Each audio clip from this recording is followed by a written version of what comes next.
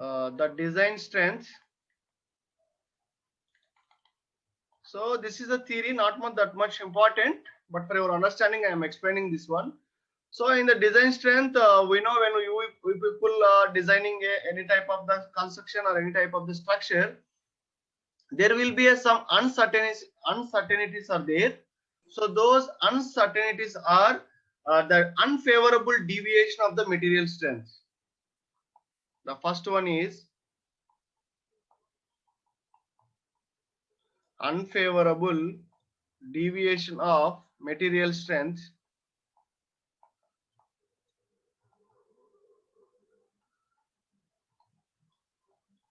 The second one is variation of member sizes.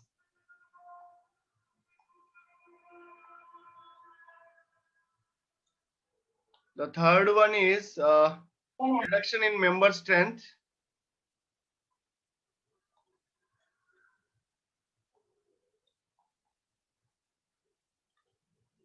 The fourth one is uncertainty of in the calculation of strength of materials.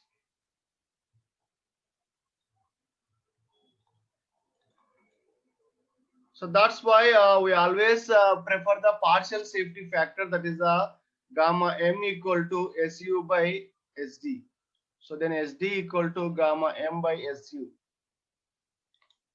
Yeah. So now the design strength, when people are designing a structure, the most probably the first one we got the problem with the unfavorable deviation of the material strength towards or corresponding with the characteristic value.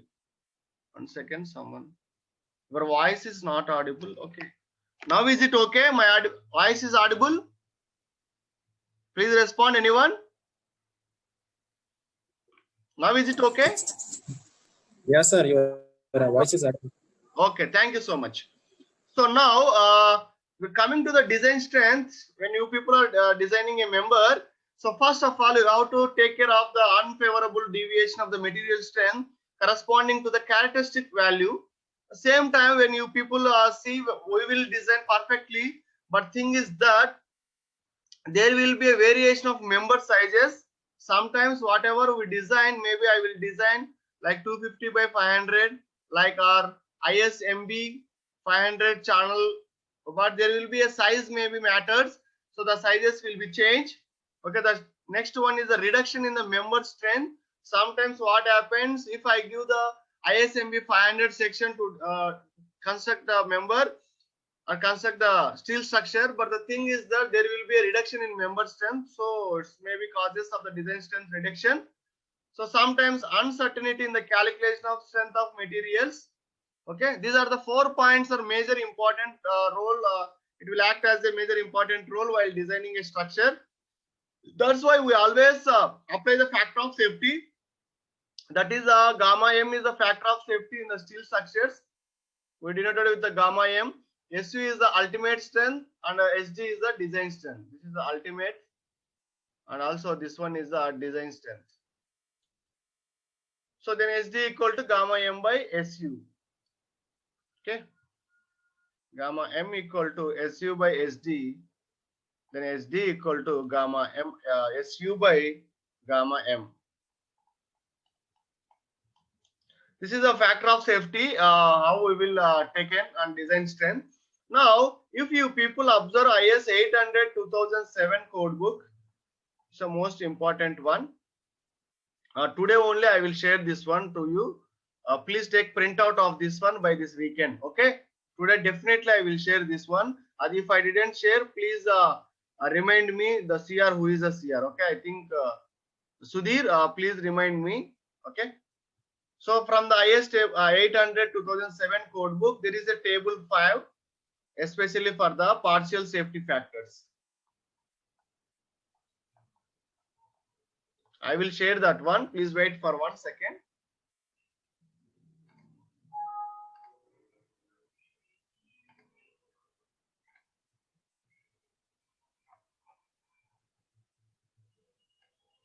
I will show you the table, how we will take partial safety factor from the table 5 of IS 800. This is the table 1.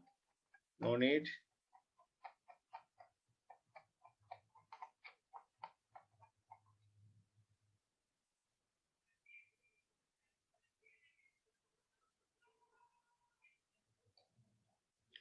Table 4. This one is the partial safety factors for limit states for the load combinations. And table 5, if you observe page number 30, all of you note down. In the page number 30, there is a partial safety factor for materials is there. If you observe here, if the resistance governed by yielding, we will take partial safety factor 1.1. The resistance of member to the buckling, whenever it is the buckling, the partial safety factor is 1.10. It is governed by the ultimate strength. At that time, we will take the 1.25. And I told you already, in the connections, we have bolted connection and also welded connection. Connections are nothing but joints. Okay. So when you take that one for the shop fabrication and field fabrication, like that, we have two categories are there. For that purpose, for bolt frictions, we will take 1.25. Bolt bearing type, we will take 1.25. For rivets, we will take 1.25, but nowadays we are not using the rivets. And welding, we are taking 1.25 for the shop fabrication, and also for field fabrication, we will take 1.5. So this is the most important thing if you observe in the partial safety factors, the table number 5. Okay. Next, moving ahead, at the next step, I will explain serviceability limits. So how the serviceability limits will affect, we will take the serviceability limits.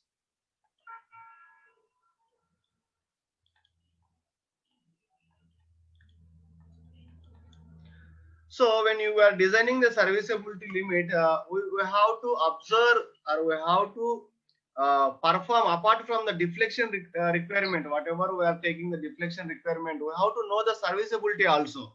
So those are the first one is the vibration limit. Anyway, in this unit or in this syllabus, we don't do all these things, but for theory purpose only I am explaining. Vibration limit, durability considerations.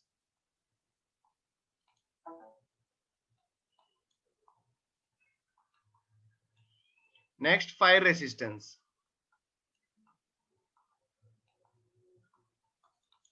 So if you observe these three, the serviceability limits along not only strength criteria and also deflection criteria, you have to check sometimes this vibration limit, durability considerations, and also fire resistance. These are the most important thing when you observe the different types of the checks. The vibration limits, if you know the deflection criteria and the strength criteria, you people in the RCC also, you done a lot of things like check for chairs, check for deflection and all those things. But the vibration limits, what happens? If you go to the machinery equipments are there, when the machineries are there in the industries, what happens? Definitely there will be some vibrations are there. For that purpose, you have to check the vibrations under the dynamic loads. Why? Because the dynamic loads are occurred in the due to the only machinery. Okay, that's why these are the possibility of resonance and fatigue failures also will happen. That's why if you observe the Annexure C of IS 800 2000 code book, definitely all the vibration limits, how the dynamic loads we have to calculate. So each and everything they taken here. Next, coming to the durability consideration. The durability consideration, the following factors affect the durability of steel structure. Those factors I will write now. The first one is environment. The second one, degree of exposure. The third one is shape of the member.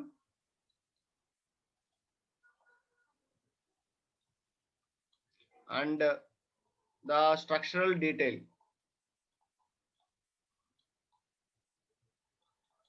And the fourth one is protective measures.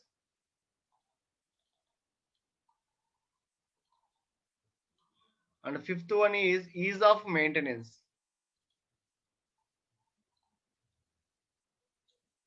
So if you observe the durability conditions, what happens?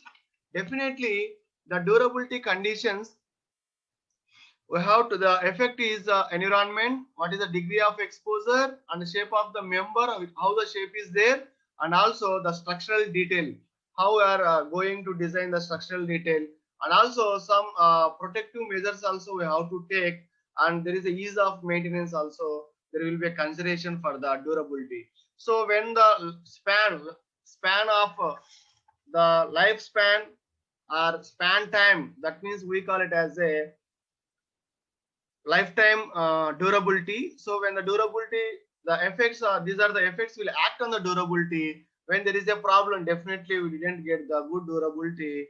Okay, that's why maybe there will be a corrosion will affect on the structure. So these are the effects will act, we will consider for the durability aspect. Those are environment, degree of exposure, shape of the member, and also structural detail, protective measure. That one, when we don't apply the any protective measure, definitely there is a corrosion will occur, and ease of maintenance. If you didn't maintain properly, definitely there will be a collapse will be there. And next, the fire resistance. This is also sometimes we have to consider for the serviceability check. The fire resistance is sometimes there will be a sufficient fire resistance level, that is the FRL. So we have to see the FRL based on the how, if the fire will happen to your structure, how much time it will take to evacuate the people from that building to outside. So that's one we have to take, how to measure how many minutes it will require if the all the persons will evacuated from that building. So for that purpose, in the section 16 of IS 800, I will write here. Section 16 of IS 800 2007 code book, it's completely explain the fire resistance only. Along with the IS 800 2007 section 16, there will be a codes IS 1641, IS 1642, IS 1643. These are the two code books are available to the fire resistance. Okay. Okay, there is a special literature review also is there on the fire resistance. So my dear students, this is the most important thing while calculating the problems, but especially in the your level, it's no need actually. Okay, anyway, next one, I told you the deflection criteria. The deflection criteria also very important one. From this one we will take the table number 6 of IS 800 2007. Anyway, I will share the screen now. Please wait for 1 second.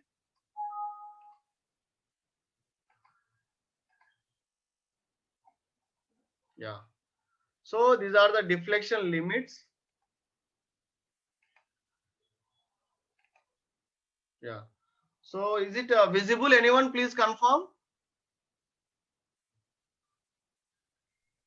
Yes, sir. Yes. Okay. Thank you, Sudhir. So the deflection limits, while you are doing this one, the deflection limit.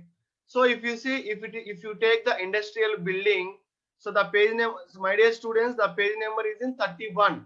So in the page number 30, there will be a partial safety factor. In page number 31, there will be a deflection limits. So when you people are designing, first we have to check the industrial building, the vertical deflection and also lateral deflection. The vertical deflection is like this, lateral deflection is like this. So what happens? The design load is live load or wind load. The member is purlins or guts. The purlins are, when it is roof is like that, the bottom portion we call it as a purlin. I told you already.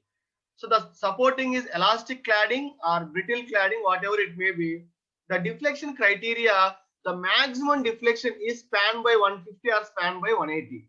That means if I take a 10 meters structure, okay, the 10 meters purlin, 10 meters by 150, how much, whatever we will got some value. So the deflection, whatever you are calculating from the design basis, it must be less than this span by 15 value only.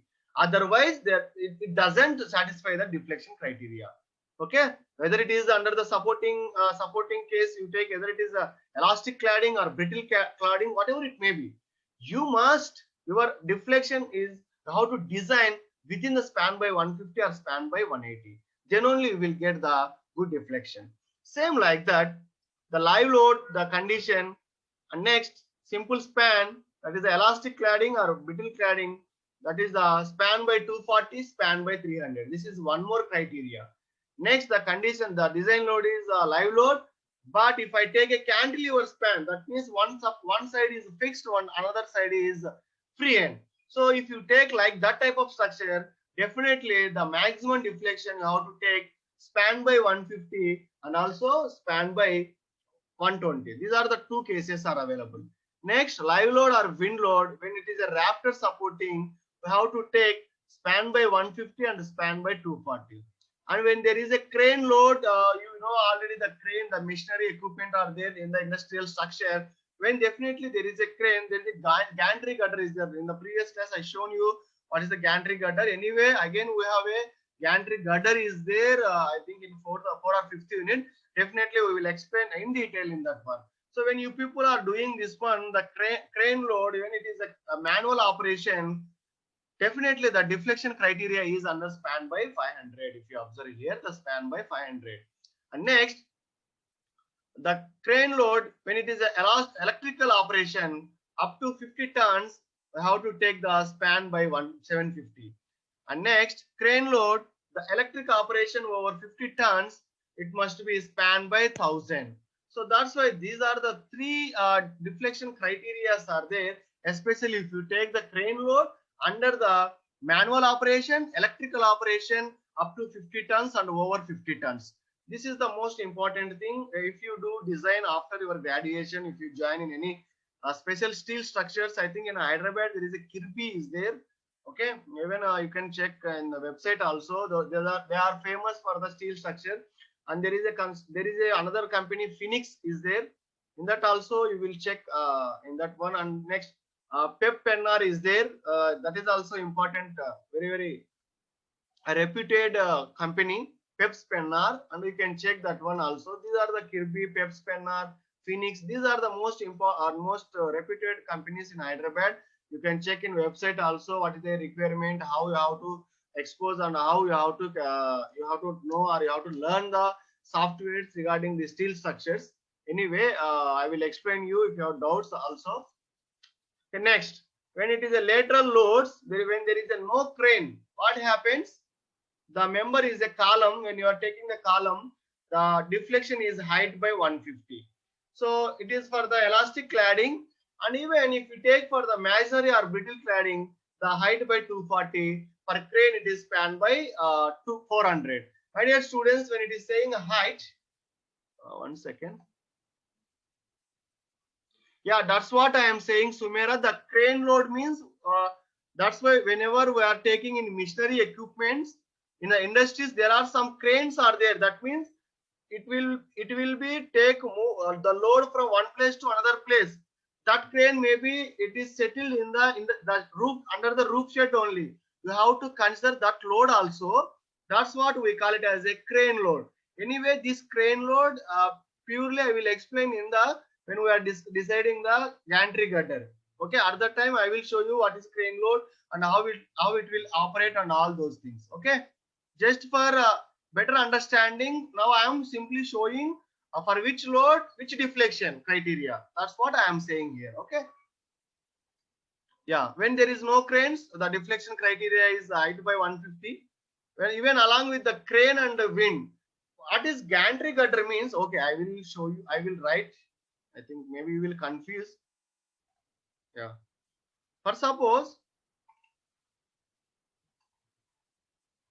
in the industries, if you see in a lot of movies, or the climax of your fighting, definitely there will be a climax in some of the movies in the industry only. At that time, there will be a girder or steel beam, whatever it may be. For your understanding, I am saying steel beam, but we call it as a girder. That is a gantry girder. So in this, there will be a crane like this.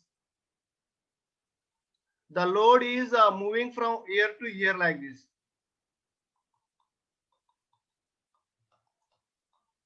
Okay, Sumera, you seen this one previously anywhere? So, especially in industry. I think you people you seen in some of movies also. Well, there will be a load. At the end of the movie, it will fall down on the villain head or other places. Yes.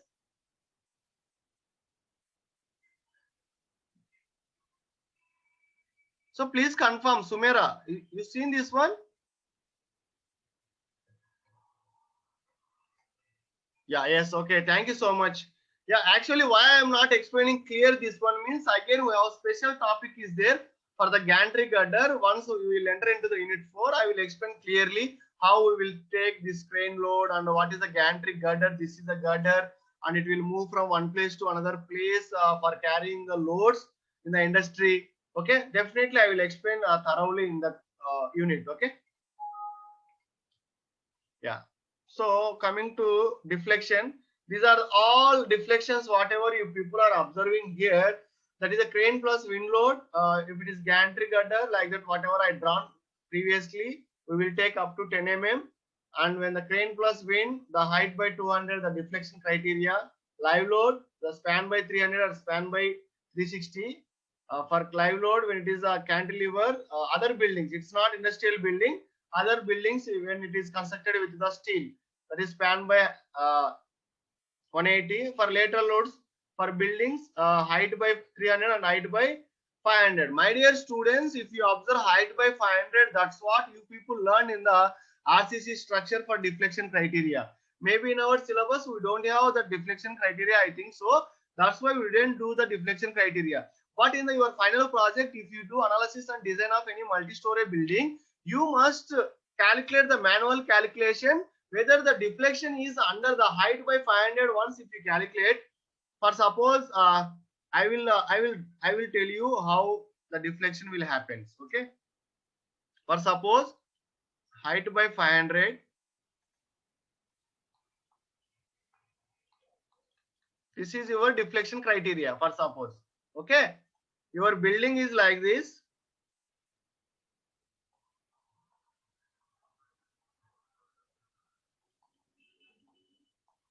Ground floor, first, second, third, fourth, 5. So what is height here? This is 3 meters. 3 into 6, 18 meters. So now 18 meters by 100. How much the value? Please, anyone please respond.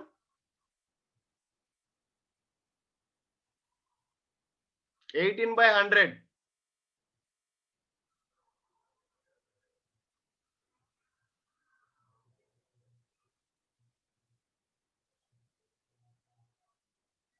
Yeah, please respond.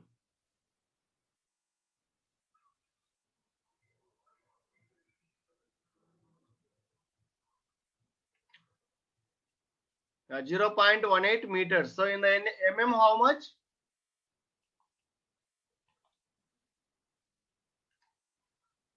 Okay, good. 0.18, 0.18.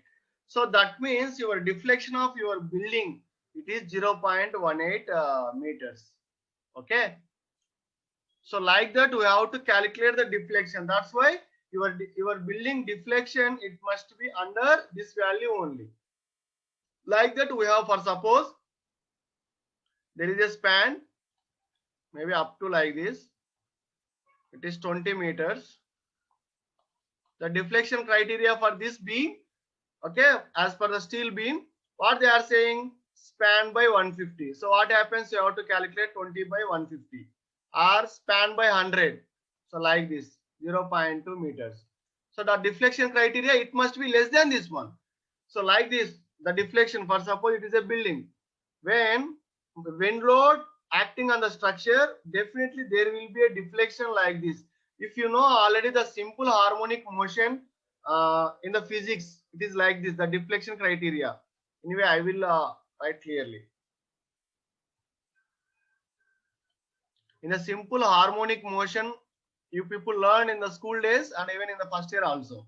If I apply a load like this, what happens? It is moving from like this. Yes or no? It will go to this place and again this place. This place again like this, like this. It will go like this and coming to the exact position. So when I same like this, if I apply a load, it will go like this and come to the original position. You know, this is a simple harmonic motion. Same like that, this concept, if you see like this, now apply a load, again it will go like this. The same condition will apply to the structures also. Not only a normal structure from G+5 or ground floor, the basic structure to the world tallest structure, this deflection criteria will happen. And this one is from simple harmonic motion, whatever we learn in the physics. The same concept we apply for the structures also.